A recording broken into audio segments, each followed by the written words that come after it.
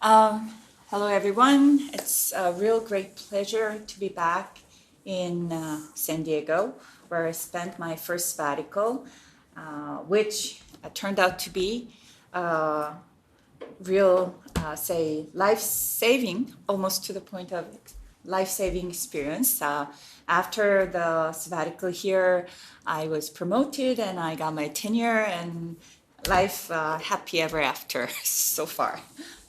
And because I spent one full year here, it's like my second home in the U.S. after UMass Amherst, and it's closer than the West Coast. So I've come to San Diego a lot more often than Amherst, actually.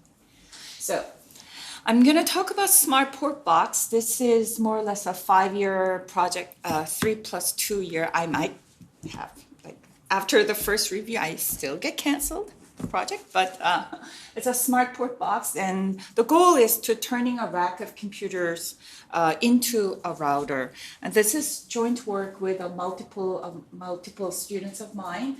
And this intel is only because this student Kanjang, who was here with me visiting UC San Diego on my first sabbatical. I think he was a master's degree or first year PhD student then.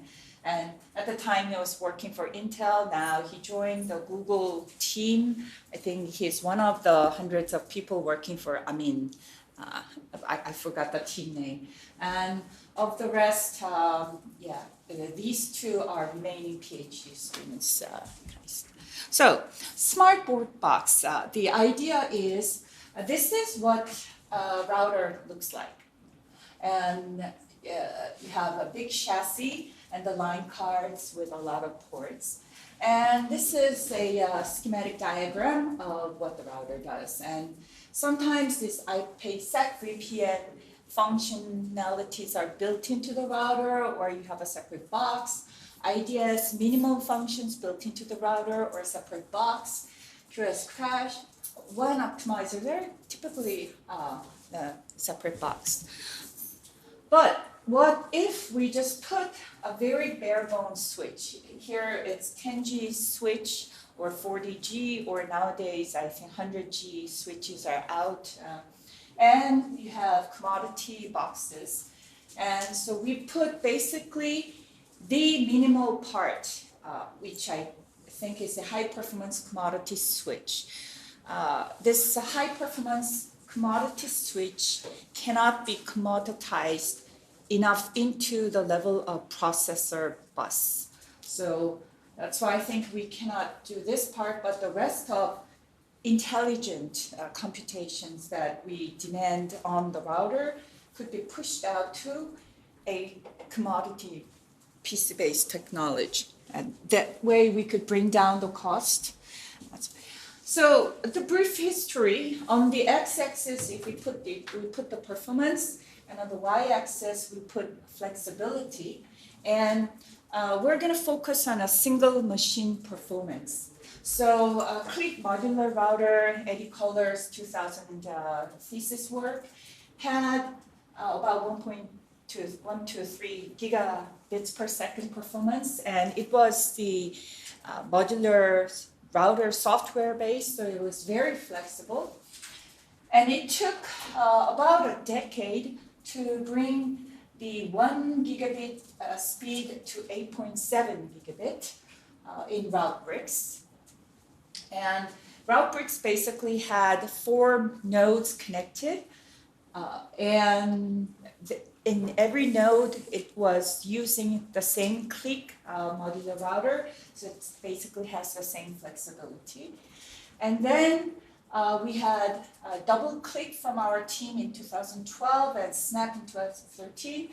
There we could add about 4 10G ports and get just below 30 gigabits per second using all sorts of acceleration schemes.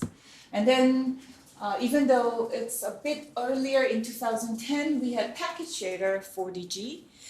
This is the first computer that delivered 40G out of a commodity PC server, but it had basically no flexibility. So I begged my students who worked on PacketShader, let's turn it into a more flexible framework. And they all said, Sue, it's impossible, too much work, it's pain.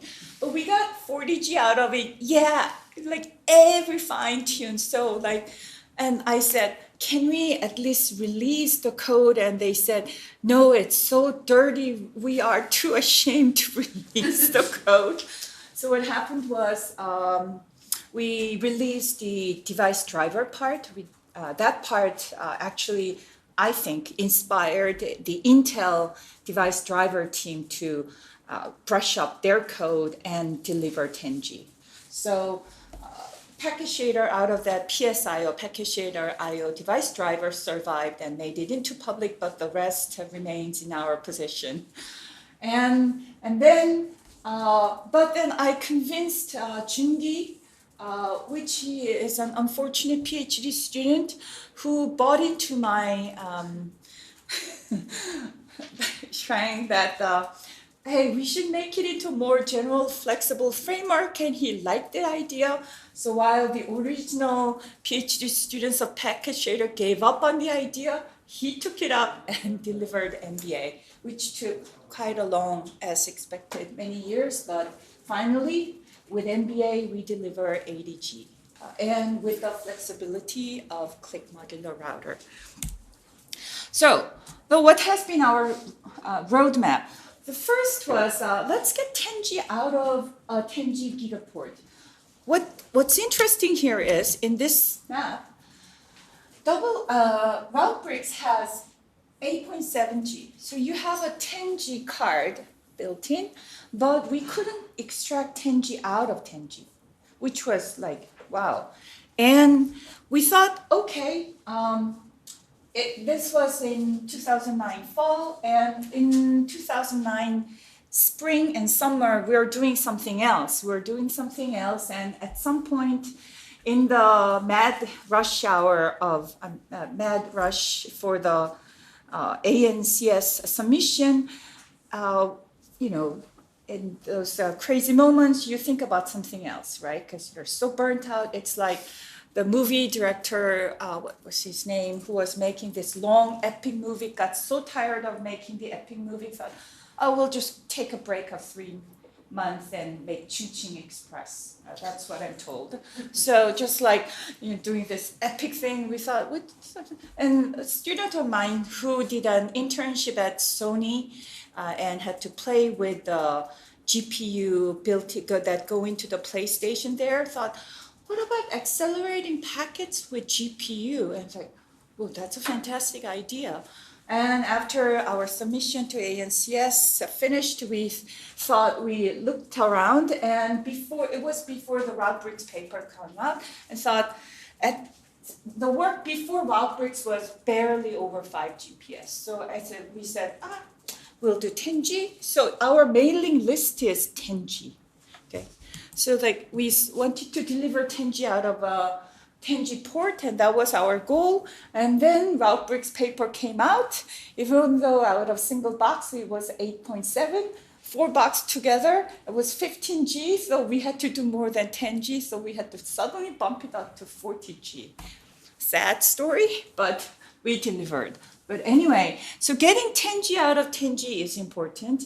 Now getting 40G out of 40G is important, and I think we have it. The next step is, of course, getting 100G out of 100G. We don't have 100G cards yet, and we're in the process. And I hear Tesu Kim at Georgia Tech already bought a rack, and they're working on it. But so there's this gap in the network community that not many people pay attention to the hardware, like architecture changing all the time, CPU architecture, NIC, etc. But I think we haven't been paying a lot of attention as the community per se. And then after doing the 10G out of it, we wanted to build it in a more general framework for a single node. Why? So the PacketShader team did the paper, did a SSL shader paper, etc. And this new student came in, and I said, "Oh, let's start from the package shader." We bought a new machine with the same, more or less same configuration, and I asked him to just repeat the set of scripts that ran on package shader and pull the same numbers. And it took him 6 months to do it. And he's not a stupid student, he's a good student. And it took 6 months. That's when I realized, boy, PacketShader is just so, so hard coded that we've got to make it general for ourselves. Okay? So we built this general framework, and the PacketShader has two features. One is extracting 10G out of 10G hardware. Second is we did CPU cycle addition by taking advantage of accelerators like GPU. So we tried a GPU with PacketShader, and then we recently tried out the Intel Xeon Phi as a accelerator, which was, again, not very easy. And then we want to scale horizontally with new interconnect technologies. So we tried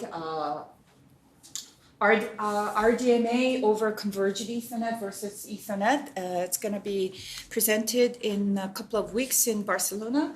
And then the majority of the software router community rely on the click modular router. So, and our NBA script is more or less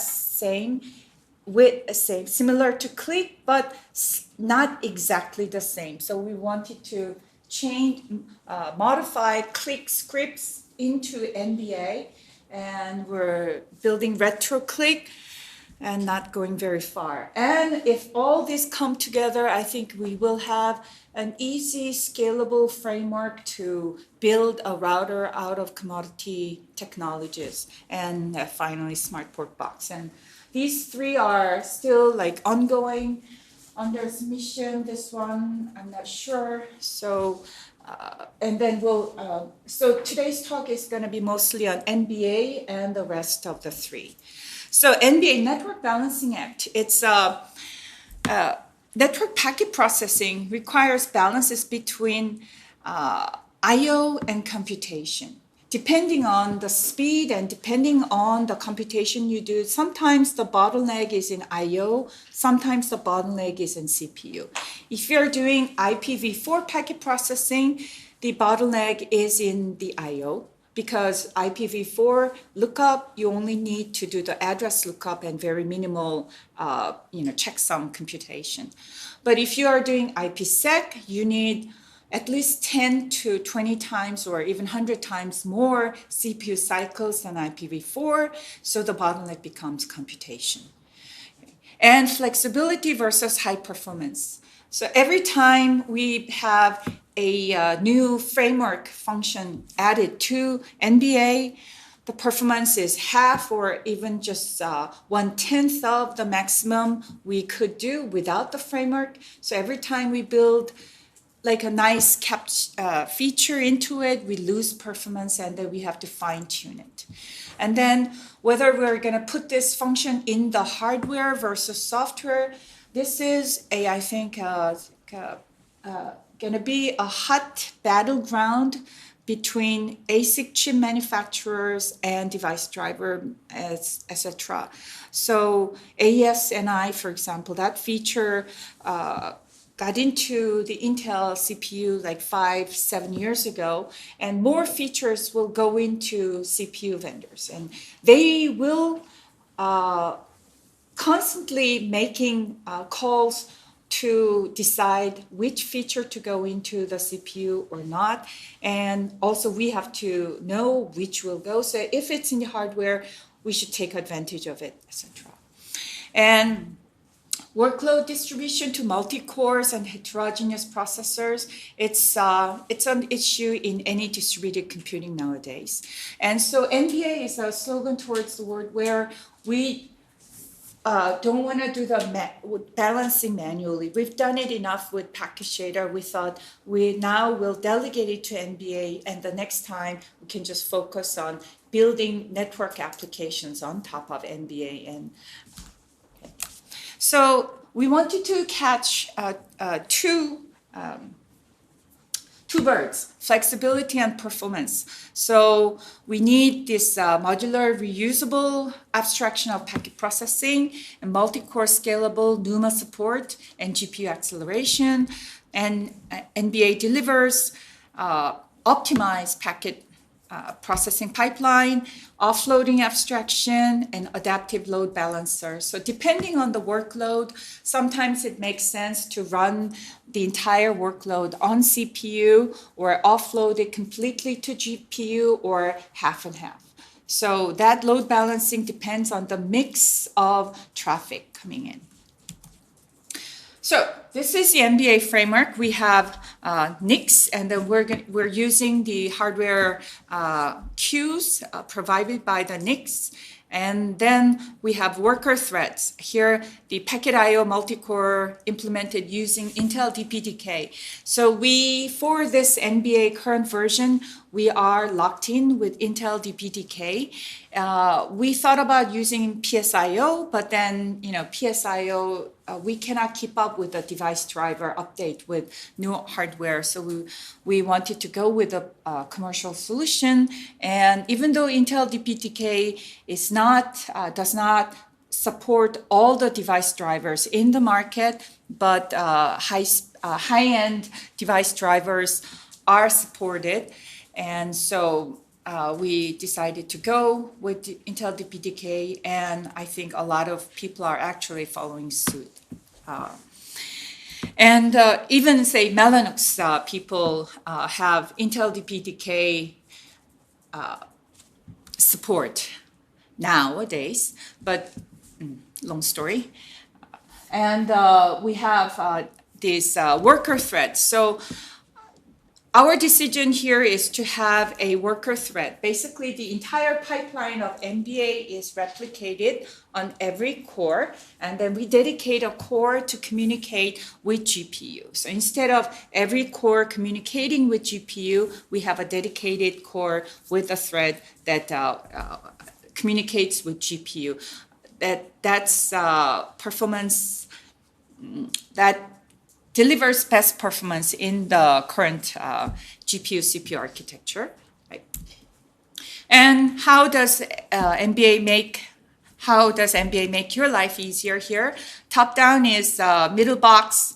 That basically we have an example of middle box, and this is what the middle box should do. Take from Q, we do the encryption, and then the L to forward and to Q. So here, what the application developer should do is write this my encrypt function.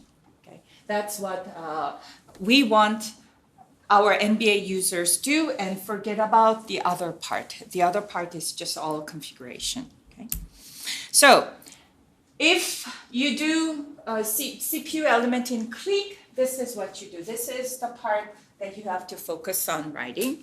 And if you use NBA, we have a little more after the configure. We have a few more initialization calls, but otherwise they more or less look the same. Okay, so it's very similar. And NBA gives multi-core performance, multi-core and tens of gigabits per second performance. And inside the NBA, the main idea is to do computation batching. And there are two solutions. Either you can basically do the looping yourself or use a branch prediction. And the branch prediction is you have packets into multiple paths, A and B. So here, not all the packets go through the same path, and we have different majority path and minority path. This happens even in high hardware routers. You have fast path and slow path. And even in our framework, we basically keep the majority path and only take those that have to go to another path, allocate a new batch, and then execute them separately. This branch prediction actually saves us a lot of performance. So if we have half the packets going to the majority, the other half on the minority, then the performance is just half of it. So this is the maximum that we can get. And then if the minority ratio is less than 10%, you see with branch prediction, the performance goes almost up to the level of no branch. So this saves us a lot of performance. And then how do we do the offloading to GPU? So concept is you have CPU, GPU, and if you don't have our framework, you're going to worry about how to batch, pipeline, buffer preparation, copy, then run GPU, and then synchronize, get all the results and then device to host copy, and then dispatch. And what we're going to do is we're just going to basically do the work by the framework, and you write the GPU element, and then the rest will take of the framework. Because we want the rest of the world not to suffer. We've suffered enough in our team, and I've seen my students suffer, and the motivation is I want the next batch of my students not to suffer. That's motivation good enough. So what you need to do is specify the device that the element supports and what data will be copied and the device kernel function that's going to run on the GPU side. And then you register the handlers to the framework, and the framework will take care of it. And so here, this data block concept, and NBA will handle the rest. This is a nice concept, but as of last week, it's a nice concept, but we're not delivering the performance. It's still not quite there yet. It's working on it, but at least I think it's up to a third of the maximum speed we can get without the data blocks we're getting on. Okay. So NBA aggregates data blocks from multiple batches, and we'll do the single API call. Okay, so benefits is many. So like as this, I think picture tells all. Like fixed byte range, variable byte range, depending on the kind of computation you need, depending on the payload type, this data block will do, and it brings a lot of benefits. So it's good, but then the honest answer is. We're preparing a journal submission with good performance of data blocks, and we're still not there. And this is like what we would get if we have the data blocks doing the work. Okay, so NBA is basically a clique-like framework that takes advantage of multi-core NUMA architecture and can deliver ADG. And also you can do GPU acceleration in NBA. Now, how we're going to expand NBA to support different architecture, heterogeneous processor. So I think a lot of people are nowadays experimenting with Xeon Phi. It is in the #1 supercomputer today. Cheondong, 그죠? Of the top 500 supercomputers listed, #1 is 천둥. 중국 애들 그거 뭐라고 발음하지? 천둥. Anyway, they actually use Xeon Phi. Before Xeon Phi, it was GPU accelerators, supercomputers. Now Xeon Phi is becoming very popular, but still it's very popular in the supercomputer or open MPI community. But we want to try it out as a packet processor. And this is what Xeon CPU and Phi configuration looks like. We have CPU and with 4 10G ports, and then Xeon Phi connected over PCI. And Intel Xeon Phi on-die ring interconnect is a ring, and you basically have tag directory, and this is how the cores communicate. And there are many offloading schemes already existing. So you can use either OpenCL, OpenMP, Intel Silk, TBB, or just use the bare-bone POSIX threads. And we've decided that it's actually POSIX threads is the way to go for us, because we could do explicit thread pinning, explicit thread syncing, and data copy, the very basic minimum, and we have the full control. So we wanted to try POSIX threads. And what we ended up doing is on the Intel Xeon Phi, we have about 60 cores, and we have to cluster them, like give cores job to do, but not every core different tasks, but multiple cores as a group. So we came up with this idea of re-device. So we group them and then throw them a task to do together.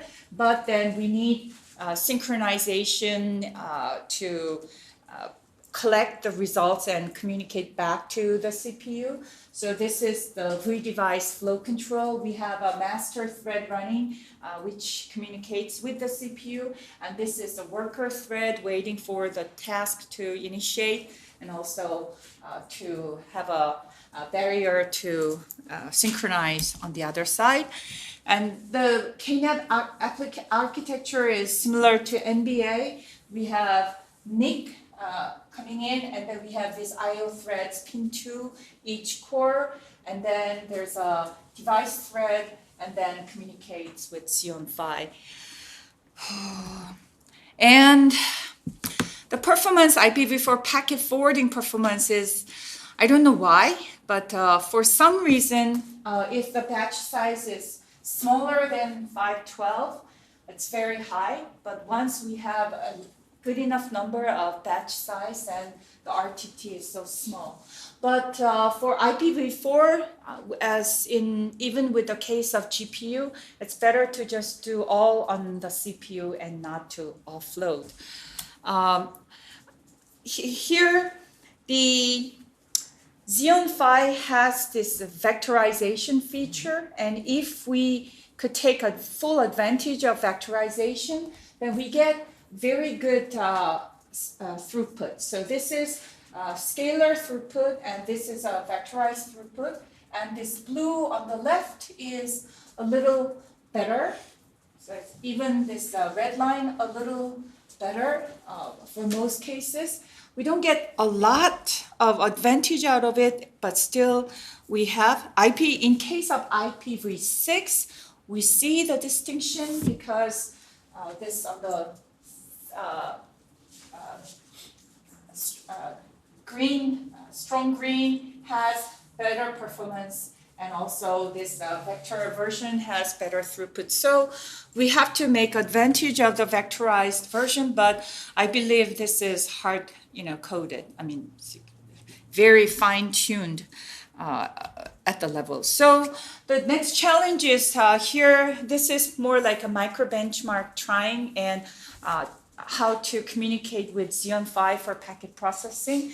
Our next challenge is to integrate Xeon Phi into the NBA framework, and that is Jungi's last piece of PhD thesis, which is going to happen in May, I hope. And then Just ask a question. Yeah. So I'm not so familiar with the Xeon Phi. Mhm. We sort of take the Phi and compare it against a high-end GPU. Right. Is the advantage is that it's cheaper? No, it's not cheaper. Is it, Xeon Phi is not cheaper yet. does Yeah. it have more sort of processing potential? Yes. Yeah. So at the moment, GPU has we have no direct control. It's all depend on the NVIDIA runtime. So we cannot control like the synchronization or which cores utilize on the GPU side. But on Xeon Phi, we have much more full control. And So the networking community tried to have a processor of our own flavor, like network processor, which didn't fly, right? So the architecture community is working on applications like rendering, and Xeon Phi is for high-end computation. I mean, it's basically supercomputing center. So network community won't have the field day as we had in Intel Network Processing Day. So we'll be, I think, always taking advantage of processors that are made for or tuned for something else. That's how I see myself. And I don't see the trend reversing, actually, at the moment. Because the number of routers, number of switches we sell, the numbers are much smaller than the number of devices devices that we sell. I mean, it's a switching device. It's like, at least an order of or two smaller always, right? So I think this is our fate, networking people's fate. Pessimistic? I think realistic. Yeah, so RoCE, RDMA over converged Ethernet, this is what storage people have been using for, reducing the latency in data center between the computation server and the backend storage server. And I thought, why don't we look at it for ourselves? So in the first slide of SmartPortBox, I showed a switch and the boxes. Now, how are we going to connect the multiple boxes to perform as a router? A is what Route Bricks did. They just did a full mesh without any interconnect. And B and C are possibilities of doing it. B is straightforward. C is like you have output ports, external ports, and then the internal ports. And depending on the workload and depending on the kind of functions that you want to run, network functions, C is much more flexible, but B is also feasible. So I think there's still a room to debate whether B is the way, C is the way, but we thought we could try out, and we took it for granted that we're going to use Ethernet for sure, but what about our RoCE?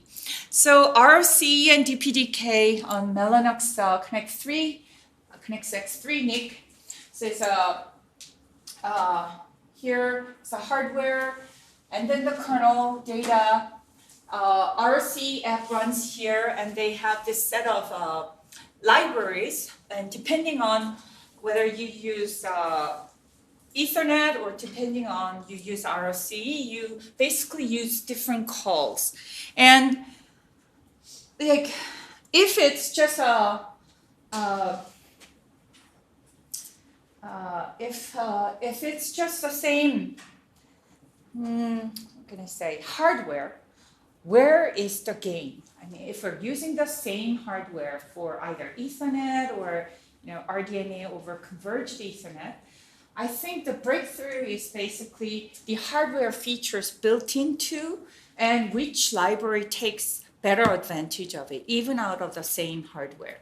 And the conclusion, it's again a micro benchmark, more or less work. And here we decide to use send and receive over read and write, reliable connection, unreliable connection, unreliable data connection. There are slight differences.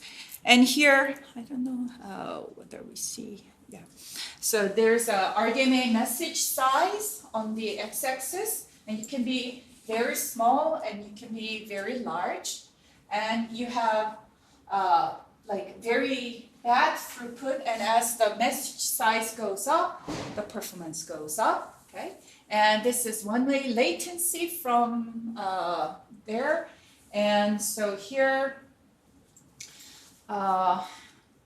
this latency increases, again, more or less proportionate to the message size because there's transmission delay. So here we don't see much of a difference, but I mean, not somewhat expected, but here we have very bad throughput when the packet size is so small. So if we are thinking about packet network processing workload, then RDMA message size performance is somewhat disappointing. But latency without I/O batching versus RoCE, then here Ethernet has latency going up to 10 microseconds, while unreliable connections send and receive primitives. They have much better latency here. 이건 또 뭐지? So and if we have I/O batching, one-way latency increases from 10 to 73. So basically, you don't want to do batching if you're very concerned about latency. And there's this hardware-assisted scatter-gather thing. So remember the data block picture between CPU and GPU. Here they do scatter-gather hardware-assisted RDMA. And basically you have like different memory and all pulled into a single RDMA message, and then it goes out. And this is hardware-assisted batching, and the 2-packet, 4-packet, blah, more number packets. So focus on here for the packet size of 1500, more or less, they have the same performance. But if you go here, then as the number of packets in a batch goes up, you have better performance. But if you do non-batching, and this is Ethernet, as you have more packets in a batch, you have better performance than Ethernet. So this is like the power of hardware-assisted RDMA feature. So again, every hardware feature this hardware-assisted batching is not added for network packet processing. It was for storage communication, large size data communication. But if we want to use the feature for packet, these are like things that we have to look at. So in a way, we are shopping for features that will suit packet processing. RetroClick is this CheckIPHeader 1.0 versus 1.5 of click modular router, and red is what is added in 1.1 to 1.5. So CheckIPHeader packet, writable packet, timestamp added in 1.5 version. IPv address was here, and then this is the difference from 1.5 to 2.0. So as the click modular router evolved, it evolved from a very modular, clean design to a very hairy, modular, yes, but very hairy design. And I have to say, at the moment, we're just looking at it, what to do with it. We're looking at it. It's not quite modular as we thought, and the Ethernet performance or the protocol stack performance is something that, like the performance we want to get out of the protocol stack, the hidden trap, trap that blocks us from getting better performance is, the trap is something totally unexpected, like net filter.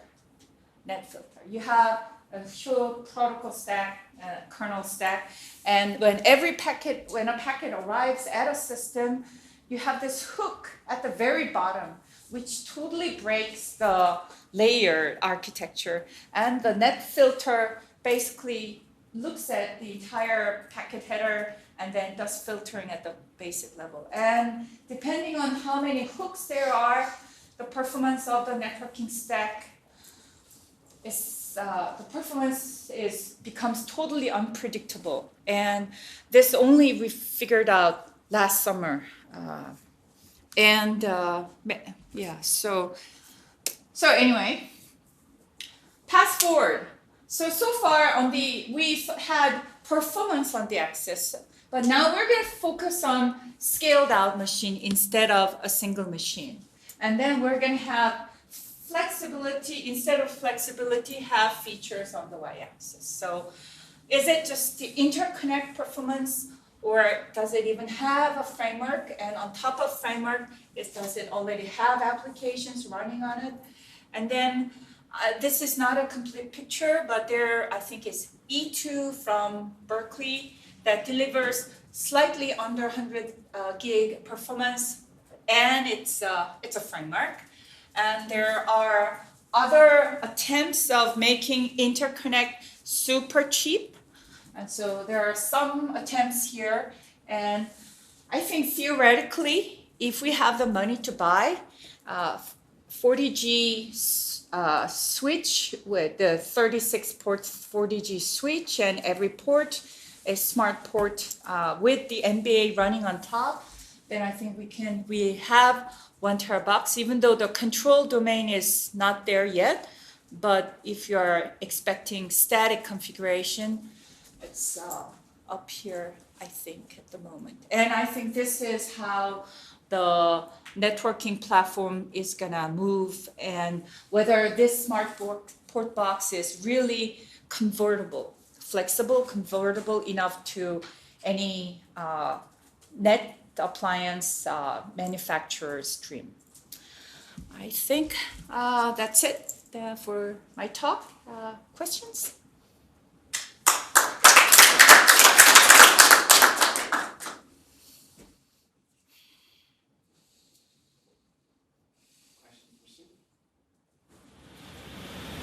So what is inside the SmartPortBox? I'm trying to remember the image from the very beginning. There's sort of a dedicated interconnect in the middle, Yeah. and then you're going to have commodity PCs sort of attached to the front. The commodity PCs, are you thinking that you're going to use the Xeon Phi, or? So Xeon Phi is not cheap at the moment, and the vectorization, whether it's giving us some performance advantage, but is it giving us enough advantage? And I think in the architecture world, there's a talk of just getting rid of NUMA, because this NUMA awareness is bringing so much complexity to the software kernel performance design. So I think people are basically, they think that NUMA might go away, So this single box. So just to follow up, Yeah. replaced by what? What would they possibly replace NUMA with?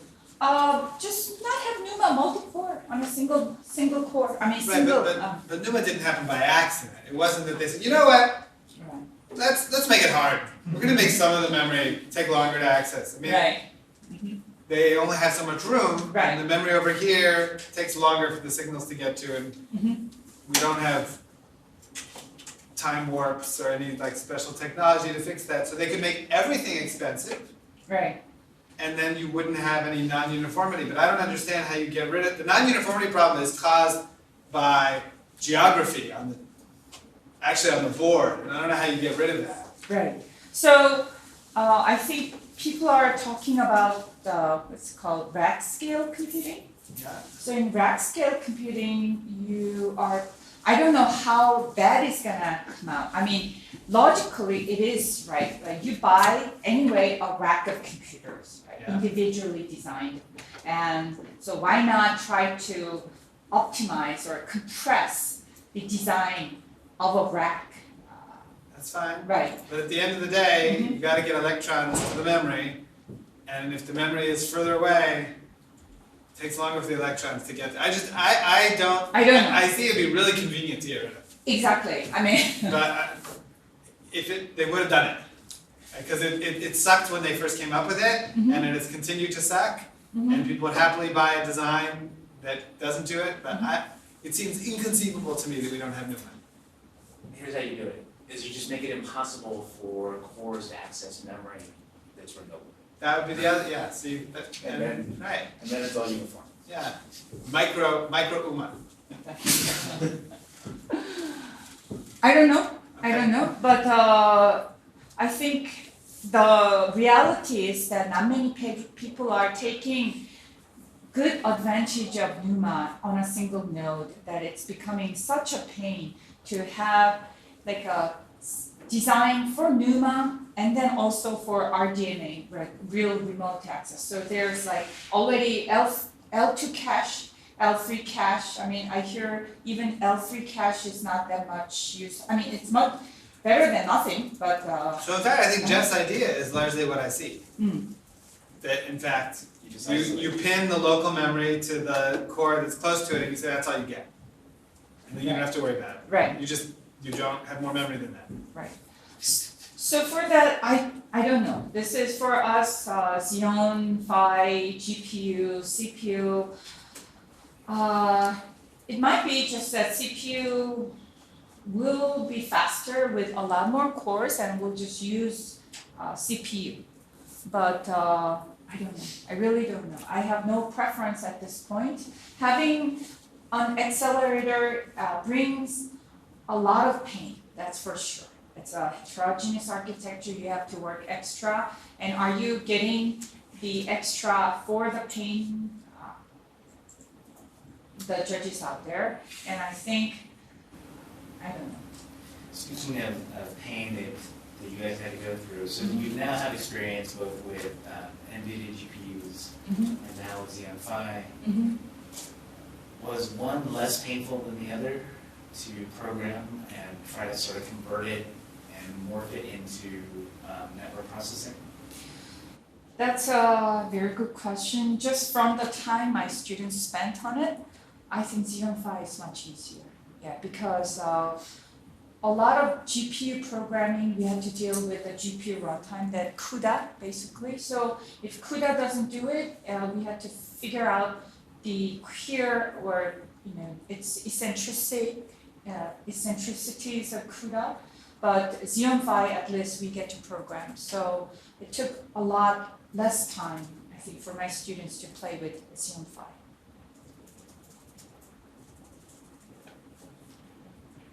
If you're building anything, please use NBA.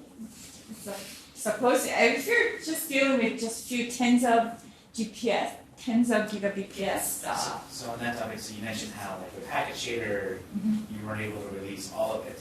It was just it's all out there. So with NBA, it's on GitHub and it's downloadable. It's all out there.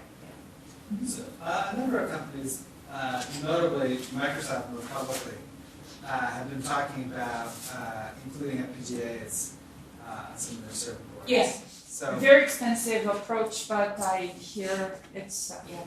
So what's your take on the role of FPGAs in the network processing space? Because presumably the expense, I mean, there's two elements to the expense, and one of them is that we don't ship as many FPGAs as we ship GPUs relative to the performance output, but that might change.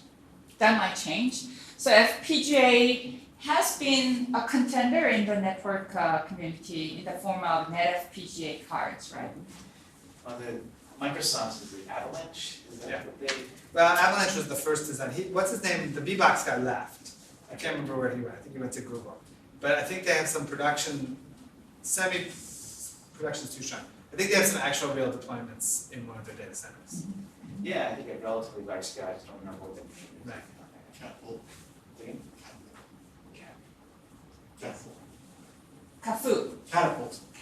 Catapult. Right. So FPGA,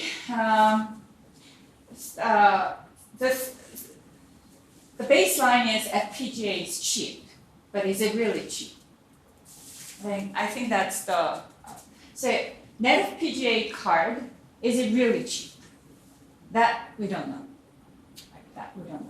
And FPGA runs at a very low cycle. So it's, I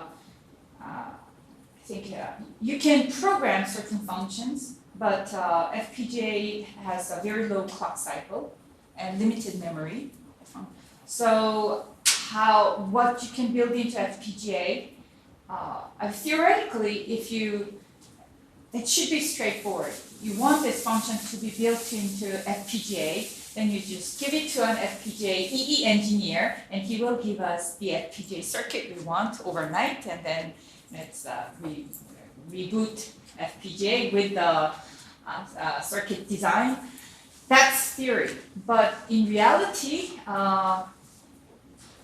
finding the right engineer who talks to computer scientists and gives us the FPGA circuit. In the commercial world, it is straightforward. You just hire, but still it takes a month. You contract it out, and then you get the FPGA image in a month, right? And then there's an error, then you send it out, comes back, and so there is a delay. And I don't know how big the FPGA should be to implement enough functions. I think it's excuse me, still out there, and I'll be watching what net FPGA folks are doing. And at the same time, Kailera is making more inroads into the networking platform market, etc. So I think it's like a war out there, like too many choices to make, and it's very hard to. We need processing in the wire.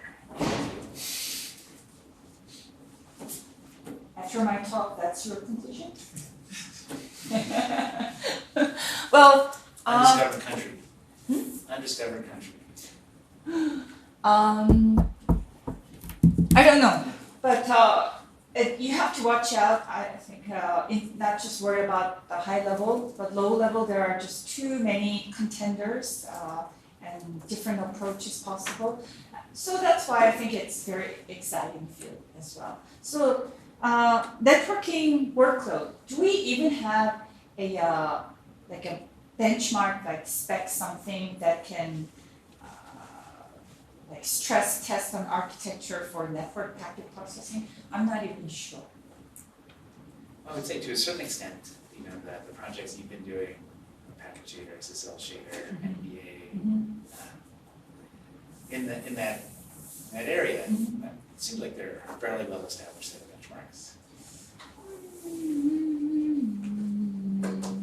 I'll have to probably compile and propose one, but then architecture people, the simulators, architecture simulators are so far from what the state-of-art processor designs deliver. So there's that gap too, so yeah. You're saying simple scalars, that just there's a little bit of gap between simple scalar and what's in the actual x86. I mean, that's what I hear from the architecture people, that what's in the research in architecture is very far from what they have in the industry. I think it's a similar thing. What they do in distributed computing in Google or Microsoft data center is something that we cannot replicate in the academia. So how do we bridge the gap in research? I think similar situation. All right. Let's see you again.